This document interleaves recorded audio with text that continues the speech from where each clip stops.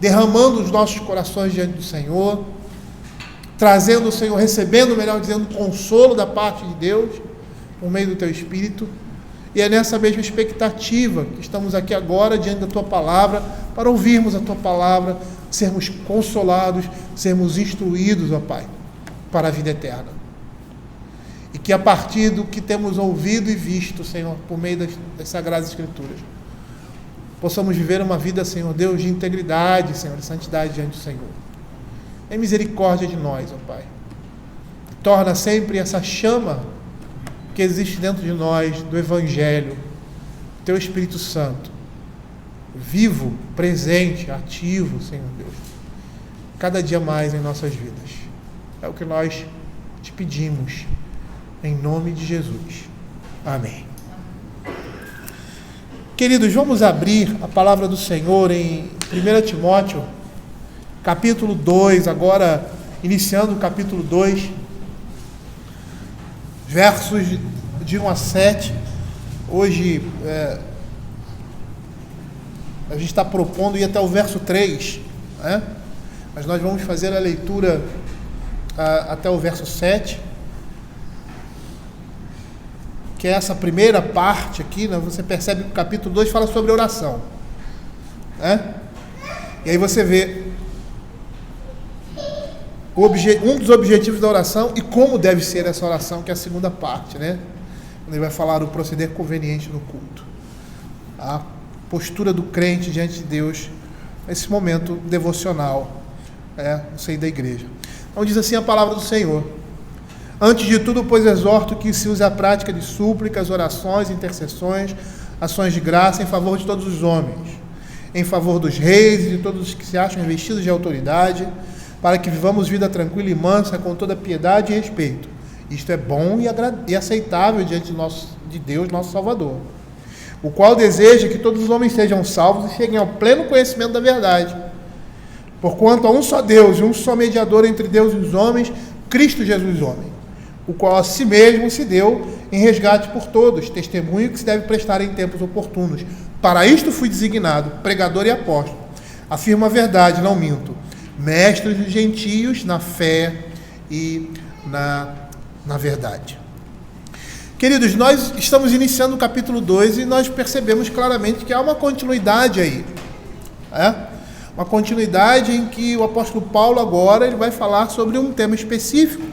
Nós vimos lá na introdução, a introdução de Paulo a essa epístola, né? E que ele já começa a tratar de um problema que está relacionado ao chamado de Timóteo para o ministério, em especial para aquele lugar. Nós vimos isso. As confusões, os problemas que estavam ocorrendo ali na igreja de Éfeso, e que Timóteo tinha o objetivo de sanar aquilo através da sua atividade pastoral. A partir de agora, do capítulo 2, nós temos o início das diretrizes para o culto. É interessante que o título da Sociedade Bíblica do Brasil, em negrito, nem sempre ele acerta, mas, assim, em sua grande parte, ele é um título bastante representativo do que está falando ali. E o que nós vamos perceber agora, a partir do capítulo 2, em especial o capítulo 2 e 3, são as diretrizes para o culto. J.N.D. Kelly, aquele comentário de bolinhas que a gente chama, né? Ele, fazendo um comentário de Efésios, ele diz que esses dois capítulos, o capítulo 2 e o capítulo 3, formam o manual mais antigo da ordem eclesiástica. E esse é o grande manual que nós temos da Escritura. Olhar para as epístolas pastorais e ver como se deve proceder. O próprio texto vai dizer, na casa de Deus. Como a igreja deve viver a partir de agora na nova aliança. Como ela deve proceder. E nesses versos, nós temos Paulo chamando a atenção de Timóteo para um assunto de extrema importância, algo relacionado com a igreja e o Estado. E aqui nós temos inicialmente uma ordem dada aos crentes para orar por todos os homens e, em particular, por aqueles que estão imbuídos de autoridade. William Hendricks, em seu comentário, ele levanta a seguinte questão a respeito desse texto. Ele diz assim: será que essa exortação de Paulo se faz porque a igreja de Éfeso estava negligenciando a oração em favor de seus governantes? E nós hoje como igreja? Será que temos tido essa prática ordenada por Paulo nas Sagradas Escrituras? Porque esse deveria ser um comportamento marcado na vida do crente, marcado no hábito, no seio da igreja, no meio da igreja, do culto público, orar pelas autoridades. Paulo, ao colocar aqui no verso 2, os que se acham investidos de autoridade, como nós vemos aqui, em favor de todos os homens, em favor dos reis e de todos que acham investidos de autoridade, será, seguindo a linha de William Hendricks, e olhando para os nossos tempos, que a igreja tem esquecido, em especial, dessa questão de orar pelas suas autoridades? Será que temos esquecido, e a igreja lá tinha esquecido, desse ordenamento divino? Pode ser, e tem muita chance de ser, porque nós não vemos muito isso nos nossos tempos, nas nossas igrejas. Nos lembrando no culto público, ou em momentos públicos de oração, nas nossas reuniões, essa temática tão importante, tão essencial, que ele inicia, olha que importante, ele inicia as exortações eclesiásticas falando que nós devemos orar por essas autoridades. E aí ele começa nesse verso primeiro dizendo assim: antes de tudo, pois exorto. Calvino vai dizer, inicialmente em seu comentário, que os exercícios religiosos que Paulo ordena aqui vão manter e fortalecer em nós o culto sincero e o temor a Deus. É interessante começar com essa fala de João Calvino. Por quê? Porque nós percebemos a importância desses exercícios espirituais em nossa vida, tanto pública como privada.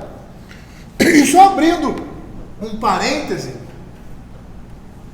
aqui, hoje de manhã eu estava falando sobre a leitura pública das Escrituras,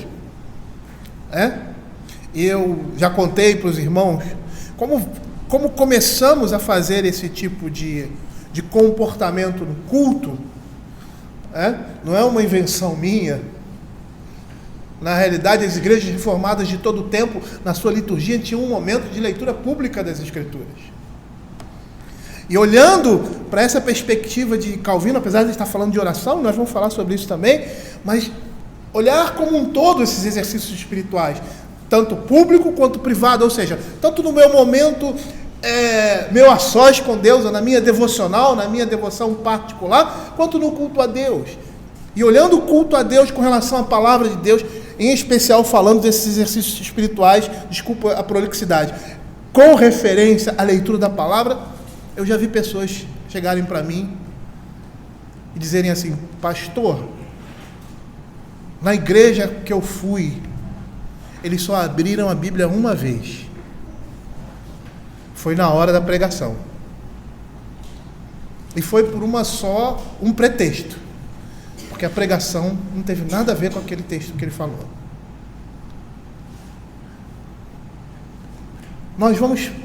Quando nós não exercitamos essas coisas, tanto na vida pública quanto na privada, essas coisas vão sendo esquecidas. Há um esfriamento, há um distanciamento, há um arrefecimento da fé. Por isso Calvino vai dizer que esses exercícios religiosos vão manter e fortalecer o culto sincero e o temor a Deus em nós. E nós chegamos numa situação em que em muitas igrejas a Bíblia é pouco lida. Pouco lida. Como ser a Bíblia pouco lida num culto público? Se a centralidade do culto está na palavra, o ápice do culto está na pregação, e tudo que nós fazemos é aquela perspectiva do culto reformado. A liturgia é um diálogo, é Deus falando e o povo respondendo. Deus convocando o povo à adoração, o povo adorando. Deus chamando o povo ao arrependimento, o povo confessando seus pecados, né? Deus falando das suas graças e a gente agradecendo a Deus.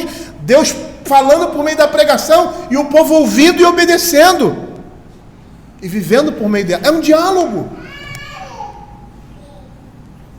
E o principal instrumento desse diálogo é a palavra de Deus.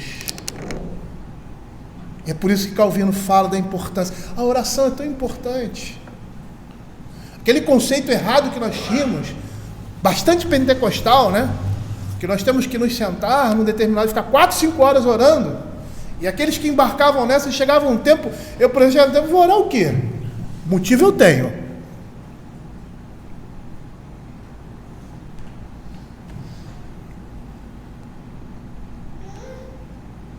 E perceber que a oração é algo constante, não que você não tenha um momento de oração, um momento de devoção, que você se reúne com a sua família, ou que você sozinho,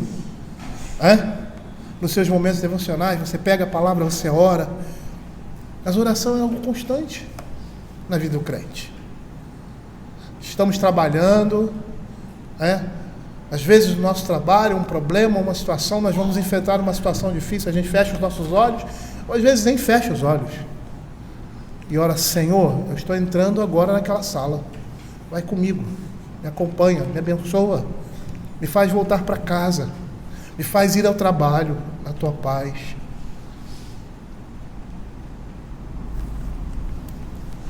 Essas coisas vão incentivar, vão fortalecer e vão nos dar aquele temor devido a Deus. Muitas vezes nós não amamos o culto público porque nós não temos um exercício devocional em casa. E como, tem até um artigozinho que a gente já passou aí para os irmãos, né? Como o culto doméstico é importante para incentivar esse tipo de comportamento. E aí nós percebemos a importância desses exercícios em nossa vida pública, ou seja, pública ou privada, para nos alimentar, para alimentar a nossa devoção e o nosso amor a Ele. Mas percebam que o que Paulo está falando aqui, também vai nutrir em nós uma consciência íntegra. Paulo, lá no capítulo anterior, ele fala sobre isso. E apesar de ser um novo capítulo, há uma continuidade aqui. Quando ele diz assim, antes de tudo, ele está se referindo a Timóteo, no dever que ele deve ter. No verso 18 ele diz assim, esse é o dever que te encarrego, ó filho Timóteo, segundo as profecias que foste objeto. E aí ele vai lá, continuando o seu discurso, combate firmado nelas, o combate, mantendo fé, boa confiança. E aí ele abre um parênteses e fala de Mineu e Alexandre, e aí ele diz assim, antes de tudo, é como se estivesse dizendo assim, este é o dever que te encarrego, ó filho Timóteo, antes de tudo, pois, exorto que se use a prática de orações, intercessões e ações de graças. Paulo aqui, com essa fala, está indicando a primazia dessa importância, a prioridade, e é assim que Paulo trata a oração pública e a sua regulamentação no seio da igreja. Que ela seja feita em favor dos crentes, mas também em favor de todo o gênero humano. Matthew Henry, falando sobre esse texto, ele diz assim, que o intento da religião cristã é promover a oração e que os discípulos de Cristo devem ser pessoas de oração. Nós vamos perceber que está implícito aqui no que Paulo está dizendo, em favor de todos os homens, está implícito aqui que nós devemos orar a nosso favor primeiro.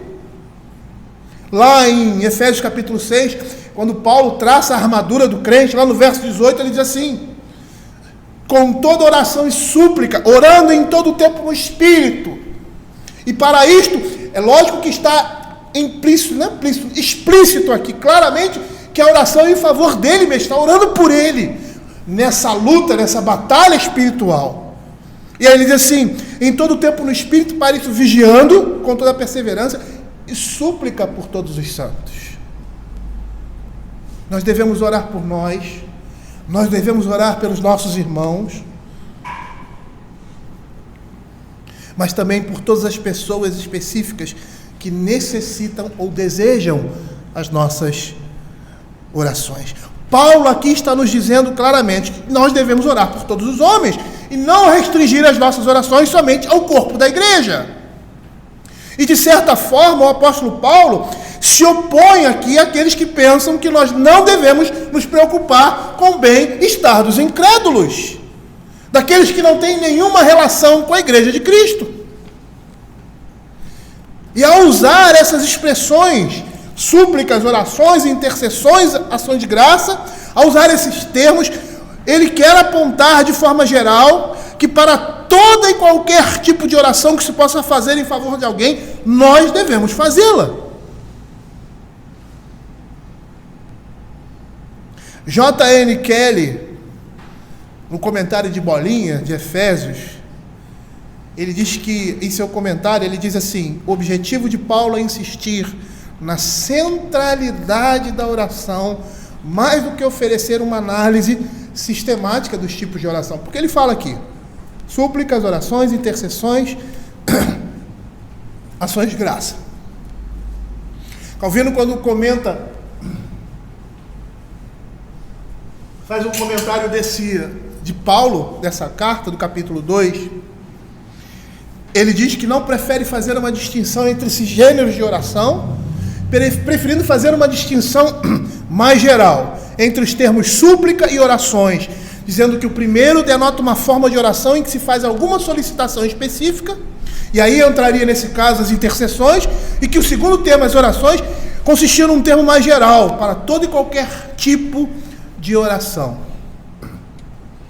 Mas, para fins didáticos, eu acho interessante nós entendermos cada gênero de oração que Paulo cita, que temos uma ideia, tá, do que essas coisas que Paulo cita se refere. Tá? Então vamos ver a primeira, quando ele diz assim: use a prática de súplicas. O significado de súplica na língua original denota um pedido, uma petição. Na nossa língua, essa palavra é bastante expressiva no seu significado, pois a súplica representa um pedido insistente e humilde e, em geral, meio desesperado, né? Então, esse termo é normalmente usado nos tempos de Paulo para quando alguém queria fazer um pedido a alguém superior. E o que está por trás dessa palavra, tanto na nossa língua quanto na língua original, é um sentimento de necessidade. Por quê? Porque ninguém faz uma súplica a não ser que o sentimento de necessidade tenha despertado essa vontade, esse desejo. Calvino vai dizer que as súplicas são solicitações para sermos libertados do mal. William Hendricks diz que as súplicas são solicitações humildes que alguém expressa verbalmente à luz daquela situação concreta em que Deus, e tão somente Ele, pode fornecer o auxílio de que necessita. Mas, de maneira geral, nós podemos entender que o que está por trás de toda súplica é um sentimento de expressa necessidade. E aí você pede de forma suplicante. O apóstolo Paulo não queria, o objetivo dele não era traçar aqui essas definições com precisão, mas era dizer que essas orações elas deveriam ser direcionadas, como ele mesmo diz aqui, em favor de todos os homens, e em especial em favor daqueles que se acham investidos de autoridade. Orações agora. Súplicas, orações. Qual o sentimento, né? Ou seja, qual o sentido dessa palavra? Orações aqui no grego tem um sentido mais geral, como na nossa língua. Porque quando eu falo em orações, ele está cobrindo todas as formas de discurso reverentes dirigido a Deus. William Hendricks, quando fala sobre isso, ele diz que, levando em consideração esse termo em relação aos outros descritos, sugere que signifique uma petição em prol de necessidades que estão sempre presentes, como de sabedoria, profunda consagração, progresso na administração e na justiça, e assim vai. Calvino a define como situações por algo que nos seja proveitoso, e ele entende que esse termo grego é um termo geral para todo e qualquer tipo de oração. E se nós fizéssemos uma diferenciação entre súplica e oração, só a questão de termos, nós vamos ver que a nossa oração é uma solicitação, um pedido de coisas que nós precisamos de uma maneira geral. E que a súplica, fazendo essa oposição, é um clamor desesperado por uma necessidade, por algo que necessitamos tremendamente.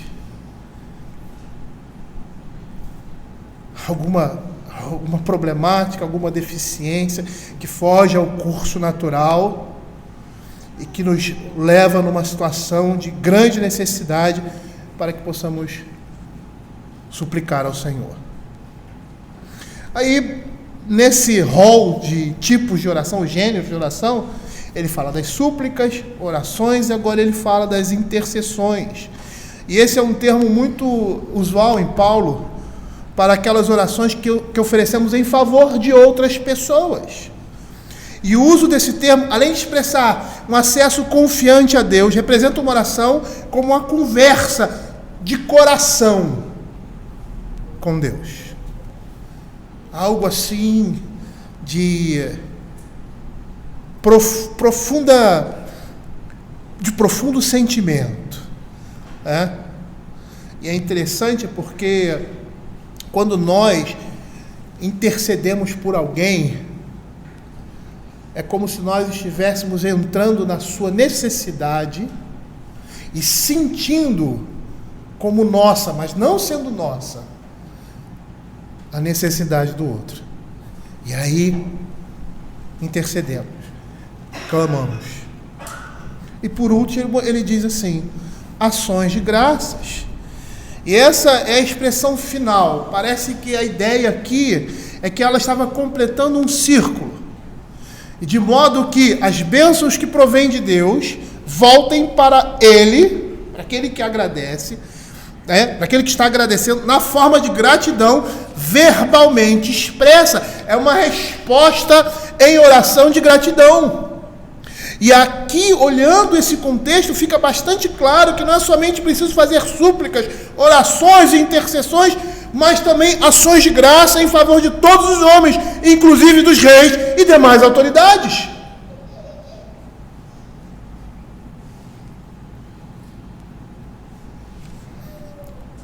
E isso, de certa forma, mexe comigo, porque eu conheço quem eu sou, eu sei os meus pecados, eu conheço os meus pecados. Às vezes as pessoas podem não perceber, mas eu sou, pelo menos na minha concepção, muitas vezes pavio curto. E esse pavio curto mostra o pecado do nosso coração. Mas quando eu estava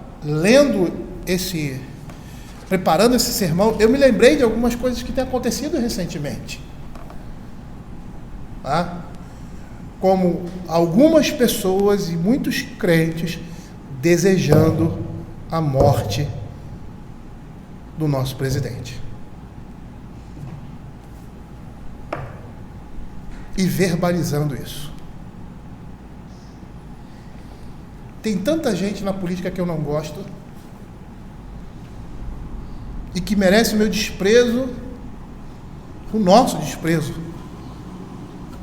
mas jamais desejar a morte, mostrando um ódio no coração, por mais que eles não mereçam nada além do nosso desprezo, da nossa indiferença, e do nosso repúdio por causa das suas ações e por causa dos seus comportamentos. Mas eu jamais posso desejar isso. Jamais. A Bíblia está dizendo que eu tenho que orar por esses homens. Orar por eles. Eu não posso desejar a morte desses homens. Desculpe aqui, deixa eu desabafar, porque os presidentes anteriores, principalmente o anterior da anterior, tinha todo o meu desprezo. Porque eu conheço a sua história, não só política, algumas coisas da vida pessoal. Até por ter convivido com pessoas que conviveram com ele indiretamente. Eu nunca desejei a morte dele. Nunca senti ódio dele.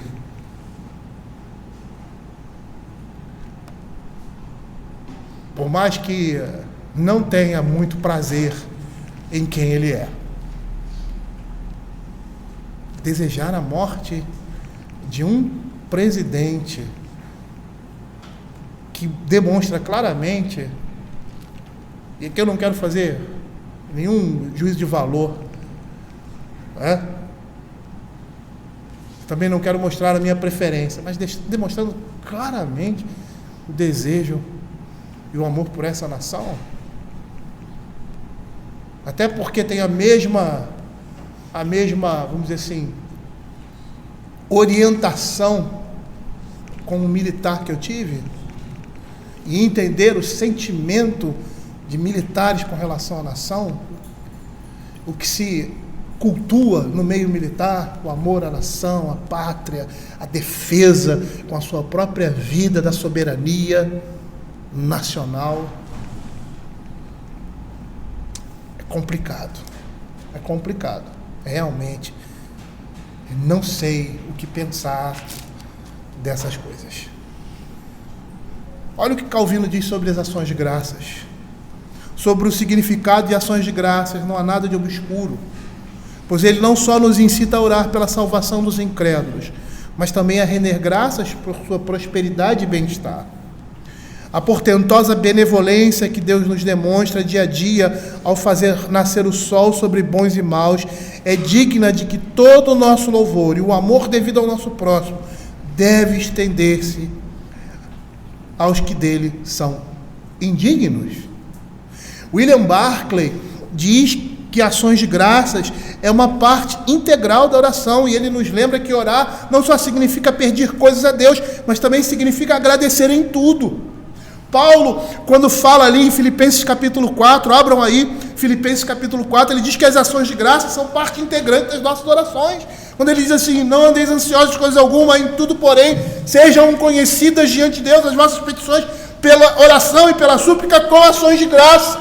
E nós vimos que na epístola de Paulo aos Filipenses, Paulo está preso. Eu não lembro agora se essa é a sua última prisão ou se houve um intervalo. Parece que há um intervalo entre a sua prisão de morte e a prisão que ele está agora encerrado, que é a pior prisão da sua vida. Antes ele tinha uma certa liberdade, recebia as pessoas em casa, estava ali, em casa, a guarda, com guardas, provavelmente da guarda pretoriana. Agora não, ele está dentro da corte, ele está num cárcere. E no livro de Filipenses ele fala sobre alegria o tempo todo. Um homem que estava preso, pronto a ser executado, e seria pouco tempo depois, não sei ao certo se nesse episódio, mas parece que em Filipenses, há um intervalo, ele é solto e depois ele volta a ser preso, e aí nessa outra prisão ele é morto, mas a expectativa de morte era presente, e ele está alegre. O teor da carta de Filipenses mostra a alegria, a satisfação e o contentamento do apóstolo Paulo em Cristo Jesus. E é nesse contexto que ele diz, não andeis ansiosos de coisa alguma, em tudo, porém, sejam conhecidas diante de Deus as vossas petições, pela oração e pela súplica, com ações de graça. Para muitos crentes, a oração é um exercício de queixa. quando deveria ser um exercício de graça, de gratidão a Deus.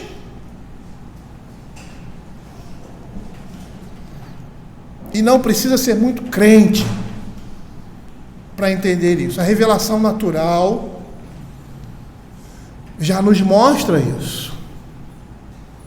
Epiteto, que não era um cristão, era um filósofo estoico, mas muito citado pelos primeiros pensadores cristãos, pelo tom religioso dos seus ensinamentos, ele costumava dizer o seguinte: o que posso fazer eu, que sou pobre e velho coxo, senão agradecer a Deus?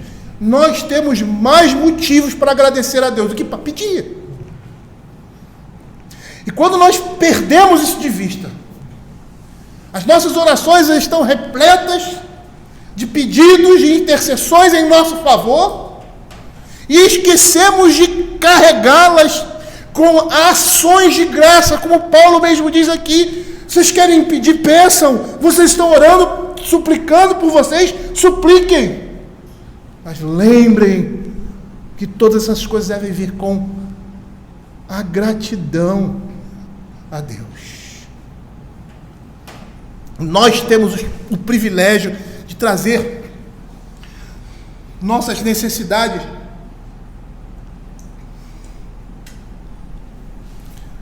desejos, pedidos perante Deus, mas também temos o dever de trazer diante dele continuamente nossas ações de graças.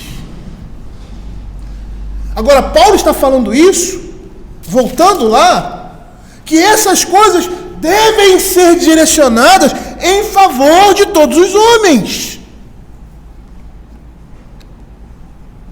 Eu gostaria aqui de tocar numa questão. Não vou me aprofundar nisso, né? Até quando passarmos pelo verso 4, nós vamos falar sobre isso. Mas eu não poderia deixar de passar em branco esse texto da epístola sem tocar na questão que ele suscita entre muitos expositores. E aí nós vamos perceber que o entendimento superficial, sem muita precisão, pode levar e leva muitos a conduzirem esse texto e outros, mas esse texto por caminhos tortuosos, dando uma interpretação alheia ao seu verdadeiro sentido. Vários expositores entendem que essa frase significa cada membro de toda a raça humana. Principalmente quando o texto progride para o verso 4, quando diz assim: o qual deseja que todos os homens sejam salvos e cheguem ao pleno conhecimento da verdade. Eu não vou gastar muito tempo com isso, mas seria bom nós entendermos que uma coisa vai estar ligada à outra. Quando ele se refere em favor de todos os homens, Paulo está fazendo menção ao caráter universal do Evangelho, quando lá no verso 4 ele vai citar isso. O contexto não vai nos deixar dúvida. Paulo está se referindo aos grupos ou classes de homens: os reis, os que possuem elevada posição, no verso 2, os gentios, no verso 7, e por implicação, todos os homens sem distinção de raça, nacionalidade ou posição social. O que nós dissemos anteriormente, que as nossas orações não podem ser somente voltadas para a igreja. Nós devemos também direcioná-las para o bem-estar dos incrédulos. E o propósito disso é um só: que eles, por meio dessas coisas, vejam a Deus, sejam impactados pela ação de Deus na vida dos homens. E é interessante porque esse princípio, ele é um princípio que está atrelado à perspectiva universal da salvação de Deus aos homens. Porque Deus, ao demonstrar a sua graça e benevolência, bem como a sua justiça e juízo, ele não faz acepção de pessoas. Ele não age com parcialidade. Lá em Deuteronômio capítulo 10, verso 17, ele diz assim: pois o Senhor vosso Deus é o Deus dos deuses, e o Senhor dos senhores, o Deus grande, poderoso e temível. Não faz acepção de pessoas, nem aceita suborno. Ele diz que as nossas orações, as nossas súplicas, as nossas intercessões, e como eu falei, está implícito aí, nós devemos orar por nós, pelos nossos irmãos, pela igreja, claramente, mas também por todos os homens.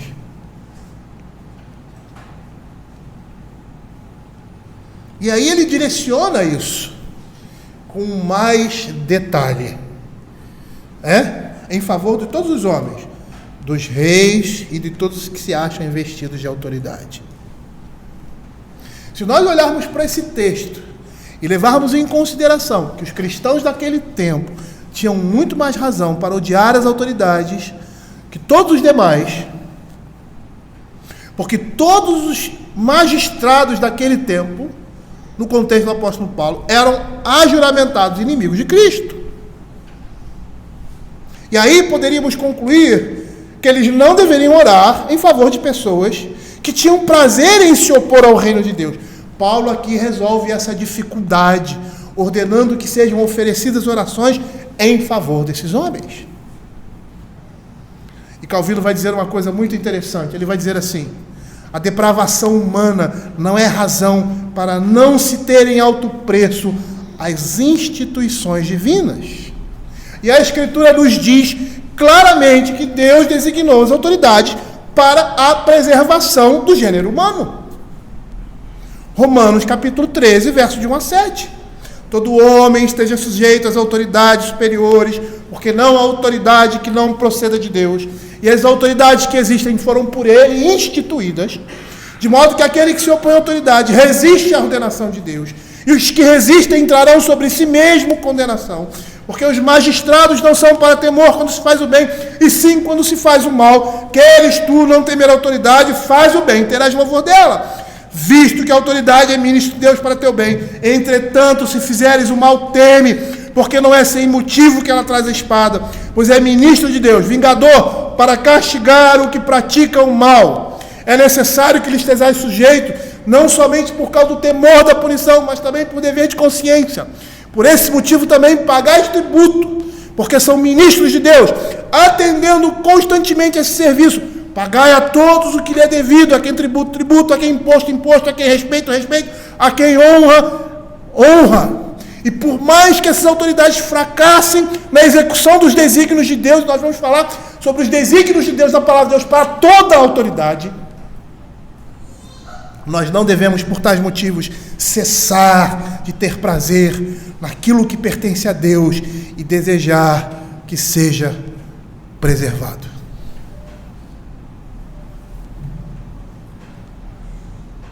É interessante nós olharmos para a Escritura e vermos o que ela fala disso. Eu já citei aqui, e um dos teólogos que falam sobre isso é Abraham Kuyper, sobre a soberania das esferas. Falando a igreja, o Estado, a família, tem a sua soberania e o seu limite, e nós cremos, até pelas sugestões que a palavra de Deus nos dá, que o Estado deve ser mínimo. E aqui ele mostra claramente qual é o dever do Estado, o principal dever do Estado. Nós temos muitas teorias políticas, algumas que se encaixam, muito bem nas Sagradas Escrituras, e o que nós temos na Bíblia são princípios, e nós podemos criar determinadas teorias, vamos dizer assim, tentar determinados caminhos, que se adequam a aquilo que a palavra estabeleceu. Então não é monarquia, não é presidencialismo, não é parlamentarismo, pode ser qualquer um deles, mas que os princípios da palavra estejam sendo aplicados ali. E aí nós ouvimos determinadas coisas loucas.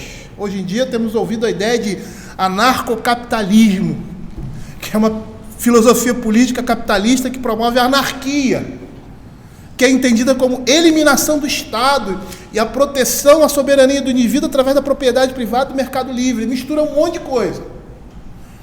E dentre muitas coisas que eles dizem,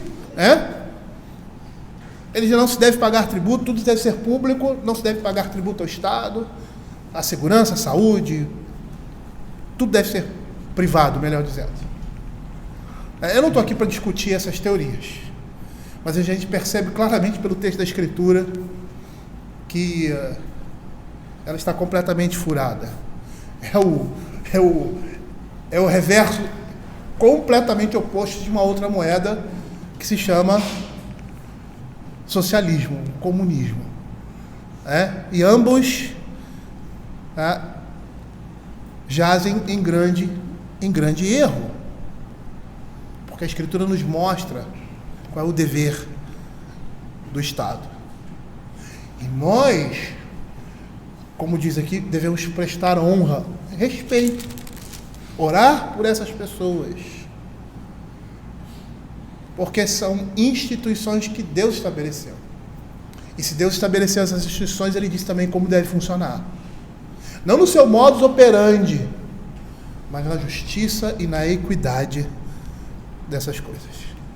E quando essas pessoas deixam de exercer a sua função, deixam de fazer aquilo que Deus estabeleceu, quando criou essas coisas, eles vão responder diante de Deus. E nós devemos orar pelo nosso país, orar por essas pessoas para que se arrependam do seu pecado, para que reconheçam a responsabilidade diante de Deus, da verdade, da equidade e da retidão que eles deveriam representar. Matthew Henry, falando sobre isso, ele diz assim, sobre o texto de Paulo, aqui voltando ao texto: embora os reis dessa época fossem pagãos, inimigos do cristianismo, perseguidores dos cristãos, mesmo assim eles devem orar por eles, porque é para o bem público que acha um governo civil e pessoas adequadas encarregadas da administração dele, porque, portanto, devemos orar sim mesmo quando sofremos debaixo dos governos deles. Devemos rogar pelas autoridades para que Deus mude o seu coração, dirija-os e os use debaixo para que debaixo da autoridade deles possamos ter vida quieta e sossegada. É isso que Paulo está dizendo aqui. E nós devemos nos lembrar nesse contexto que Provérbios diz assim, em 21, Provérbios 21, como ribeiros de águas assim é o coração do rei na mão do Senhor, este segundo o seu querer se inclina. E é obrigação nós orarmos por essas autoridades nesse aspecto também, de pedir que eles sejam justos, que Deus mude o coração deles, que a mão de Deus pese sobre eles, para que a justiça, a retidão e a equidade sejam manifestadas por meio das autoridades constituídas que Deus assim constituiu. Quando Paulo fala em favor dos reis e de todos que acham-se investidos de autoridade, é nesse contexto. E olha, é interessante nós observarmos que mesmo naqueles dias do apóstolo Paulo, de perseguição terrível da igreja primitiva, a Escritura considera como dever absoluto orar por suas autoridades. O apóstolo Pedro, lá em 1 Pedro capítulo 2, verso 17, ele diz assim: tratai todos com honra, amai os irmãos, temei a Deus, honrai o rei. No tempo de Paulo, o imperador daquele tempo era Nero, um dos mais cruéis imperadores de Roma.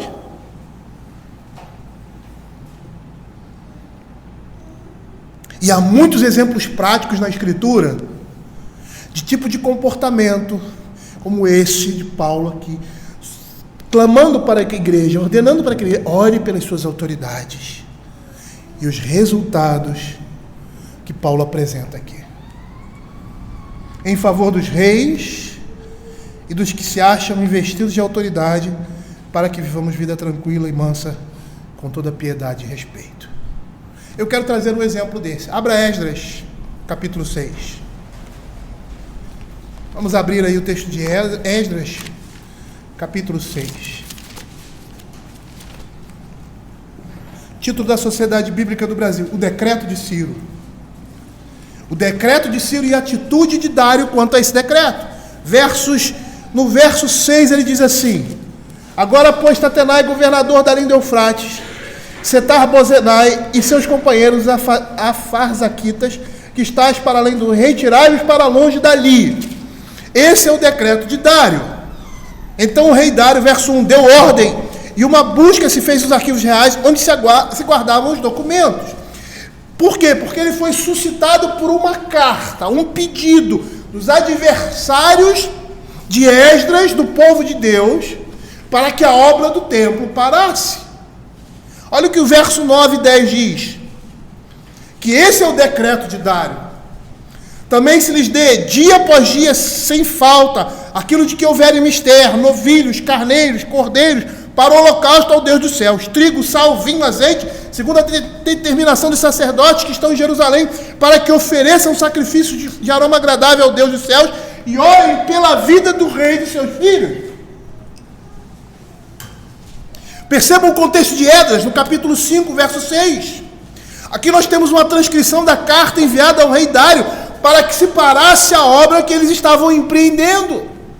Lembra que eu disse que as promessas do Velho Testamento, todas elas se cumpriram para a igreja de Israel nesse mundo?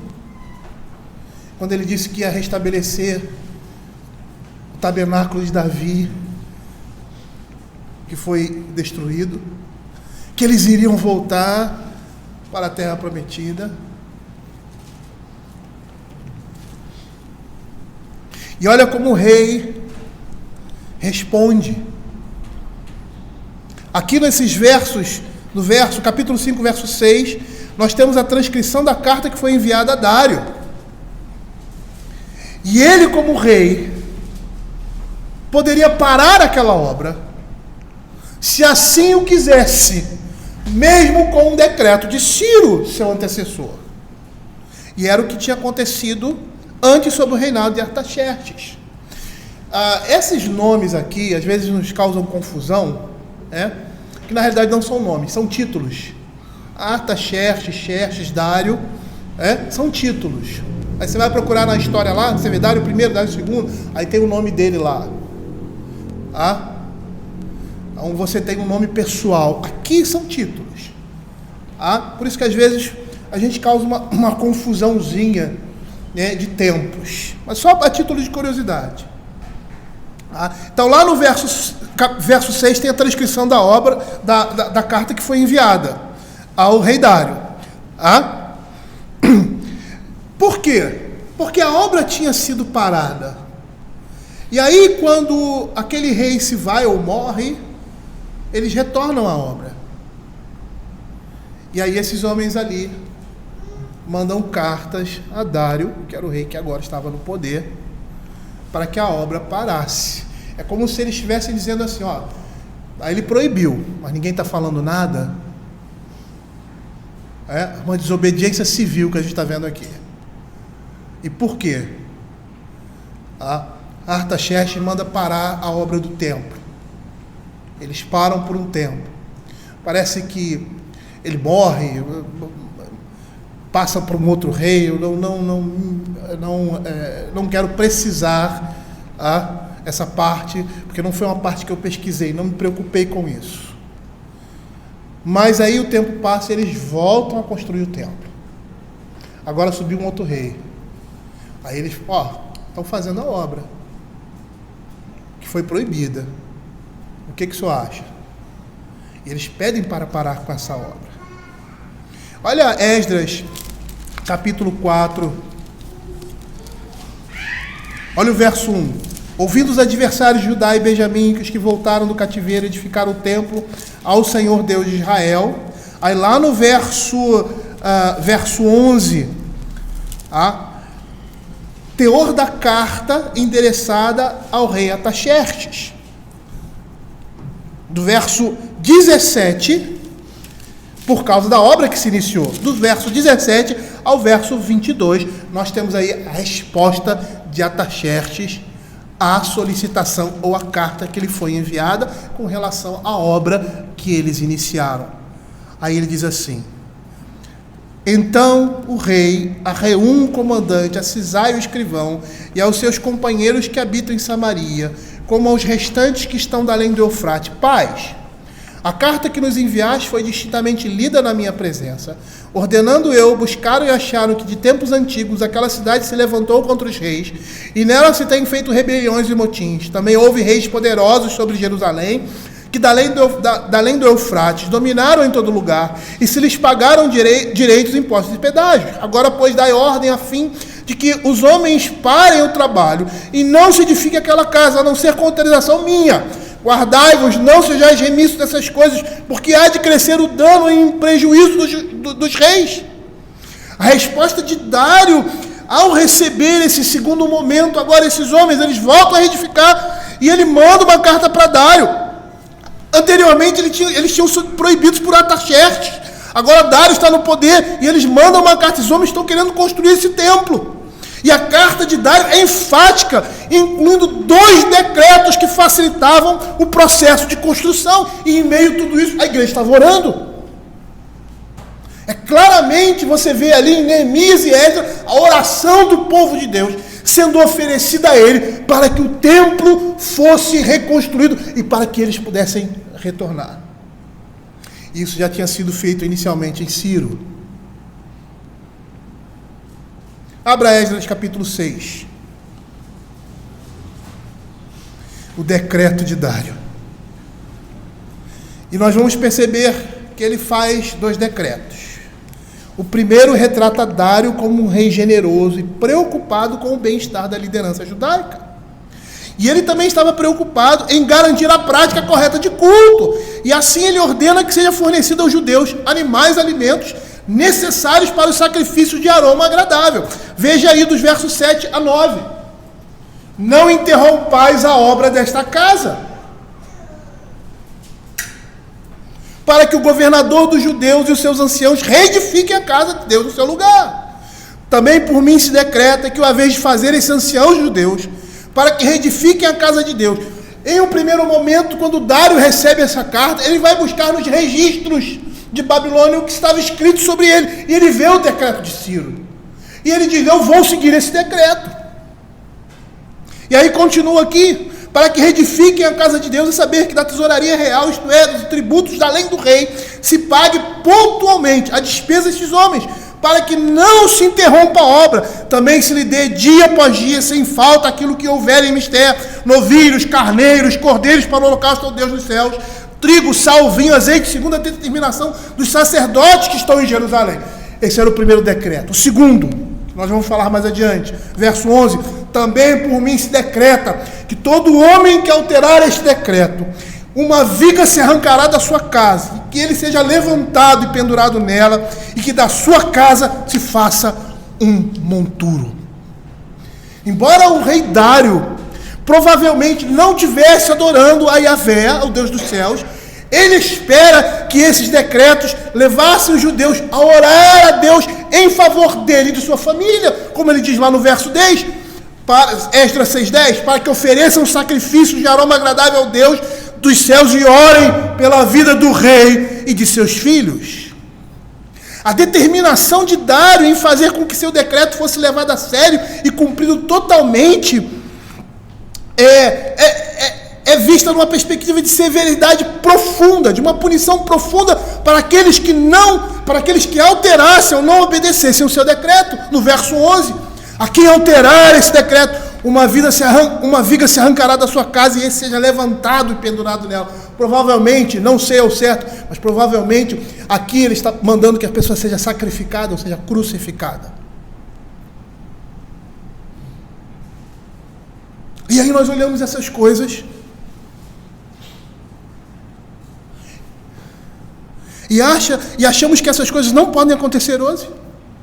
Dário era um homem pagão, e mesmo assim ele guarda a religião de Israel, porque essa é a vontade de Deus para as autoridades nesse mundo. Você acha que hoje pode ser diferente? Não. O Deus de ontem é o Deus de hoje. E se estão acontecendo coisas que nos chamam a atenção e nos entristecem com relação à religião, à fé, essas coisas estão acontecendo pela vontade soberana de Deus, provavelmente para dar oportunidade a nós de exercermos fé nele e de vermos a sua glória em todas as coisas. E muitas vezes nós estamos lutando contra o nosso inimigo Satanás com as armas erradas, sem olhar para o autor e consumador da fé. A obra havia parado em Artaxerxes, mas ela recomeça em Dário de uma forma tal que não deixa dúvida que Deus é o Senhor sobre todas as coisas. E pior, nós olhamos aqui na oração de Neemias. Abra aí Neemias capítulo 1, verso 11. Um exemplo de tipo de oração que nós devemos ter. Neemias capítulo 1, verso de 1 a 11. A oração propriamente dita começa no verso 4. E aí ele diz assim, no verso 11, que é o texto que eu citei: Ah, Senhor, estejam, pois, atentos os seus ouvidos à oração do teu servo e a dos teus servos que se agradam de temer o teu nome. Concede que seja bem sucedido hoje o teu servo e dá-lhe mercê perante este homem. Neste tempo eu era copeiro do rei. Neemias faz uma oração porque ele vai entrar na presença de Artaxerxes e vai pedir para aquele que proibiu inicialmente a construção do templo voltar para Jerusalém para construir o templo. É o mesmo rei.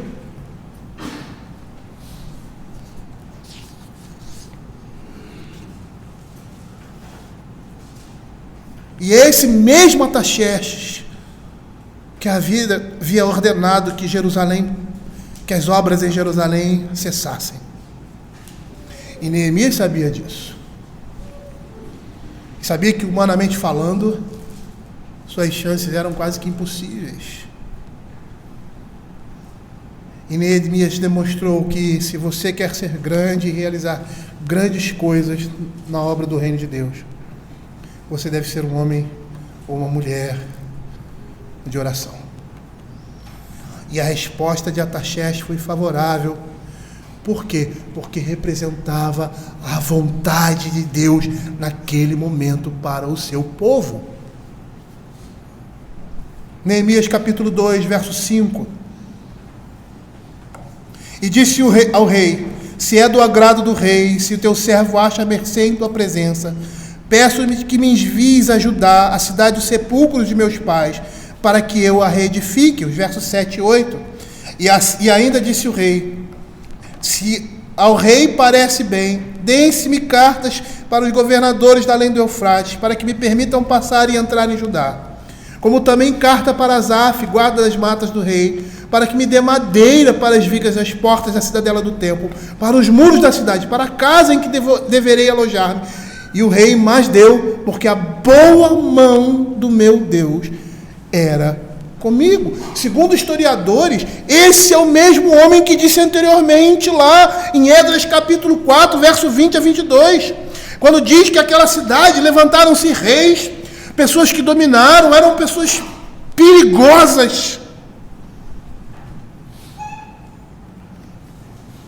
E diz assim: dai ordem a fim de que aqueles homens parem o trabalho e não se edifique aquela cidade, a não ser com a minha autorização.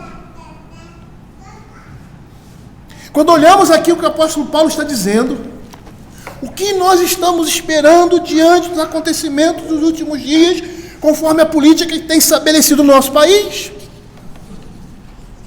Onde estão as nossas orações em favor das autoridades, para que a igreja viva de forma mais tranquila?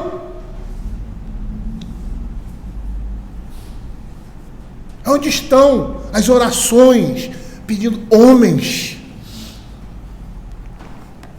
que tenham amor pelo país, que sejam justos, que hajam com retidão, independente da sua profissão de fé? Por mais que a santidade seja uma característica do crente, retidão, honestidade, são virtudes que o Senhor dá aos homens de forma geral.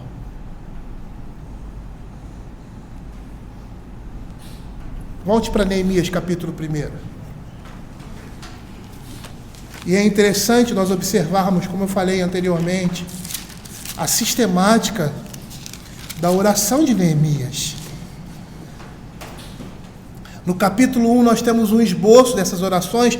Perceba que ela começa no verso 4, e vai até o verso 11.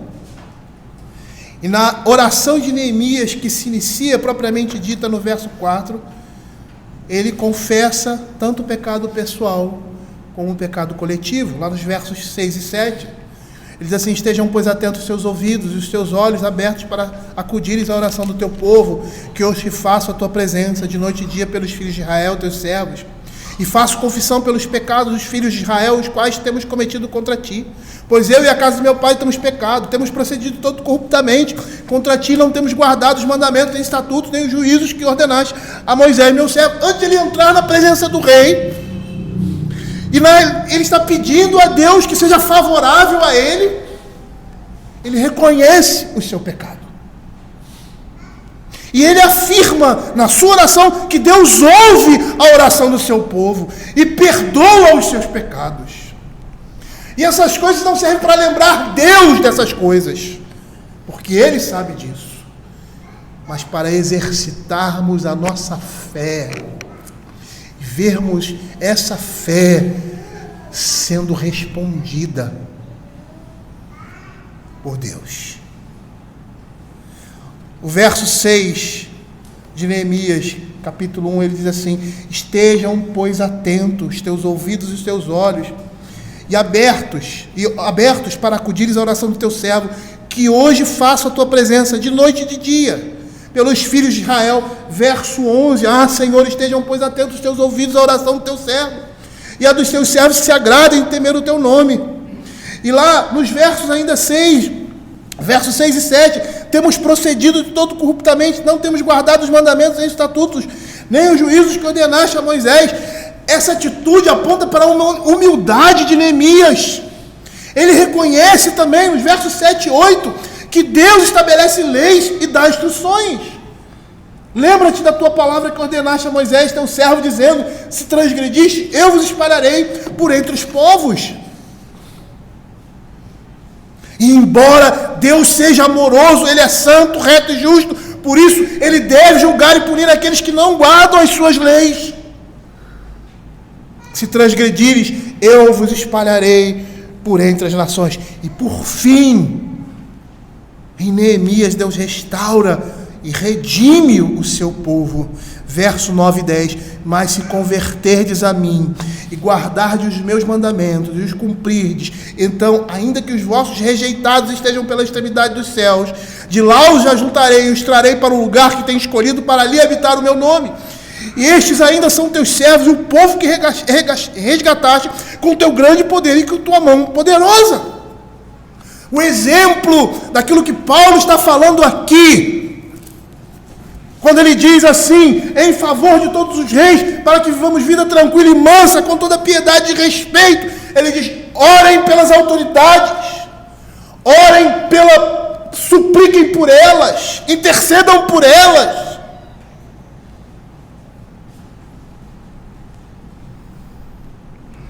E foi isso que Neemias e Esdras fizeram. O que nós estamos esperando? No contexto em que nós temos vivido no nosso país. Se nós olharmos a vida de Esdras, ou da igreja ali em Neemias, como Abacuque, houve momentos de grande aflição, momentos que a igreja se debruçou e orou ao Senhor. E o Senhor ouviu e agiu no tempo certo, conforme a sua vontade, trazendo bem para a sua igreja, preservando o seu povo. Lembram que Abacuque, ele relacionou a existência física da igreja com a sua existência espiritual nesse mundo? Senhor, protege e guarda o seu povo. Preserva-o, eles serão dizimados. Preserva-o. E qual era o objetivo da oração de Abacuque? Senão a vontade de Deus.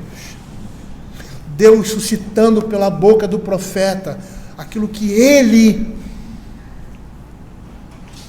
deseja fazer no meio da sua igreja. A sua preservação nesse mundo, a sua existência para salgar esse mundo, para que a glória de Deus seja vista. E para quando ele voltar, não haja desculpa de que Deus não existe. Não haja desculpa de que eles não ouviram, não viram, não vivenciaram o poder de Deus por meio da vida da igreja dele nesse mundo.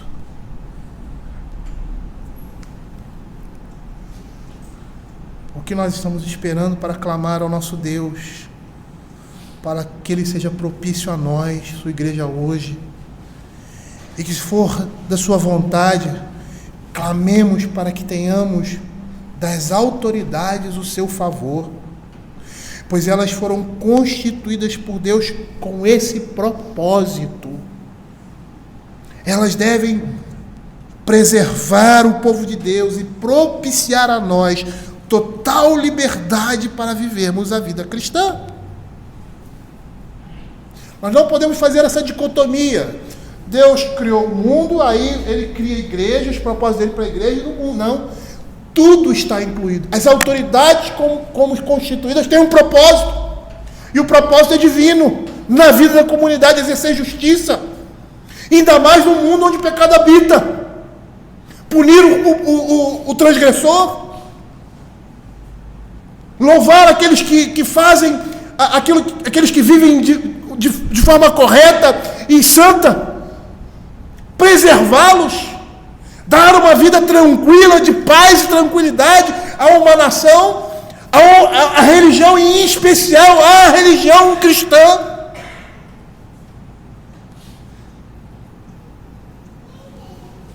Porque há um só Deus.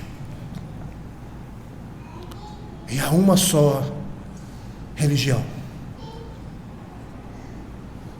verdadeira. E essa religião é a qual nós professamos. É a fé cristã. É a religião daquele que criou todas as coisas. E se Ele criou todas as coisas, se Ele ordenou todas as coisas, as autoridades estão constituídas para servir. Não é isso o conceito? As autoridades servem, o objetivo é servir. Servir a quem? Servir a Deus, servindo aos homens. E quando eles se levantam contra a igreja, eles estão se levantando com um dos principais propósitos para que eles foram constituídos.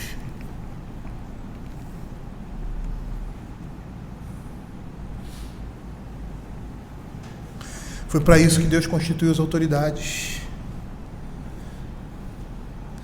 E a nossa oração deve ser como a do salmista, no Salmo 72, verso 1. Concede ao rei, ó Deus, os teus juízos e a tua justiça. Ao filho do rei, julgue ele com justiça, o teu povo e os teus aflitos com equidade.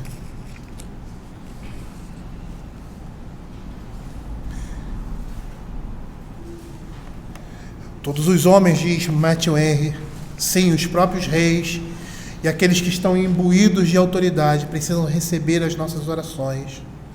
Eles querem nossas orações porque se defrontam com muitas dificuldades e ciladas que fazem parte das suas posições elevadas. Ao orarmos por nossos governantes, por nossos governos, tomamos o caminho mais adequado para levar uma vida sossegada e quieta.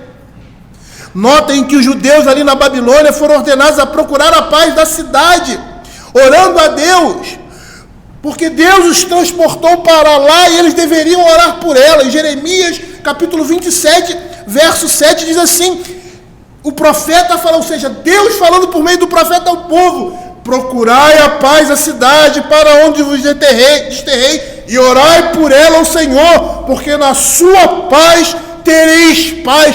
É o Deus Todo-Poderoso, aquele que colocou o povo ali, naquela nação, daquele jeito no cativeiro, para abençoar o seu povo naquela situação.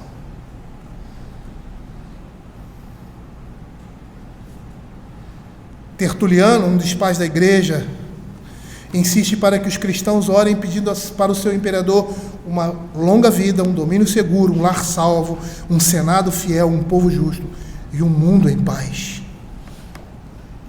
No ano 311, o imperador Galério pediu as orações dos cristãos e lhes prometeu misericórdia e indulgência se orassem pelo Estado.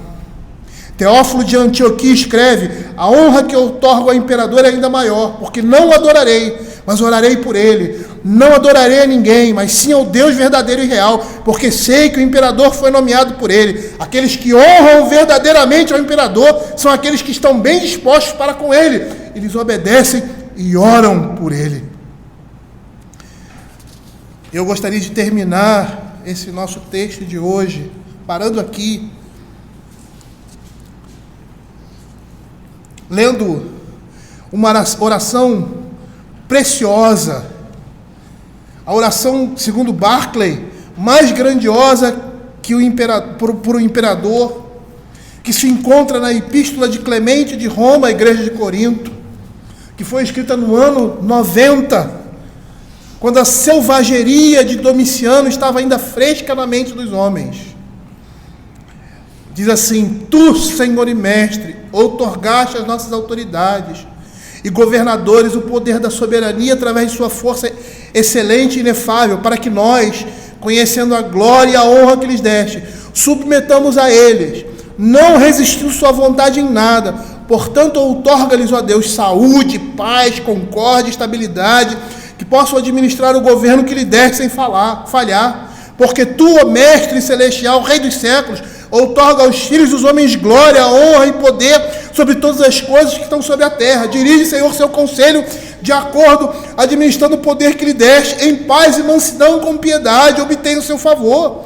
Ó tu que é capaz de fazer essas coisas por nós, e coisas que excedem muito mais o bem que estás, louvamos-te através do sumo sacerdote e guardião de nossas almas, Jesus Cristo, porque é a ti a glória e a majestade, agora como através de todas as gerações e para todo sempre. Amém. E nós, o que faremos? Vamos permanecer diante de tudo que nós temos visto e ouvido, calados e inertes diante dessa situação em que estamos vivendo aqui no nosso país? De imoralidade, de corrupção, enquanto o Senhor nos chama a orar por esses homens e a pedir a Ele justiça, que o Senhor esteja levantando homens compromissados com aquilo que é verdadeiro, com aquilo que é fiel, com aquilo que é justo para uma sociedade, independente de serem crentes ou não. E se cristãos podem estar ali, que estejam influenciando de forma correta, exercendo essa probidade e essa justiça, mas isso depende das nossas orações. Por isso que Calvino vai dizer que se um país, se um governo vai mal, é por causa da igreja. Porque o Deus que desterrou Israel é o Deus que fez ele voltar. Porque o coração do rei está na mão de Deus. E Ele quer que nós clamemos. Se tivermos que passar por tempos difíceis, nós vamos passar. Como a igreja passou por muitos tempos, nós vamos clamar para que venham tempos de refrigério.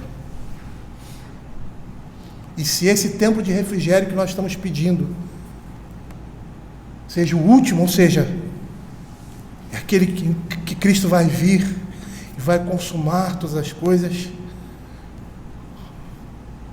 muito bom. Mas se isso não acontecer, nós podemos crer que a vontade de Deus num momento de dificuldade, é trazer alívio para a sua igreja. Depois de ensinar-lhe alguma coisa de si mesmo, de Deus, ou de tudo que está acontecendo, para a glória do nome dele. E é nessa expectativa que nós vamos viver. Como diz o apóstolo, antecipando e aguardando a vinda do Senhor Jesus. Por isso Paulo diz: exorto que se use a prática de súplicas em favor de reis e de todos os que se acham investidos de autoridade. Qual o propósito? Para que vivamos vida tranquila, com toda piedade e respeito. Vou até adiantar, o William Hendricks vai dizer que esse ambiente é um ambiente onde a palavra de Deus ela corre mais facilmente. É como mais facilmente o Evangelho é pregado por nós. E a gente percebe que tudo se volta para o mesmo ponto. A glória dele. Os propósitos dele. Que nada foge desse propósito. E nós somos chamados a participar disso. Na eternidade nós somos chamados a participar do reino de Deus. Vamos sentar com o Senhor como reis, vamos reinar com Ele. E aqui Ele quer que façamos isso também.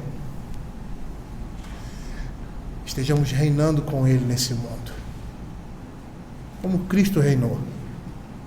Nas dificuldades, nas provações. Porque o sofrimento dele redundou em glória para todos nós. E nisso ele deixou um exemplo. Que o nosso sofrimento nesse mundo, por causa do Evangelho, vai gerar vida para nós e para outros. Vamos orar.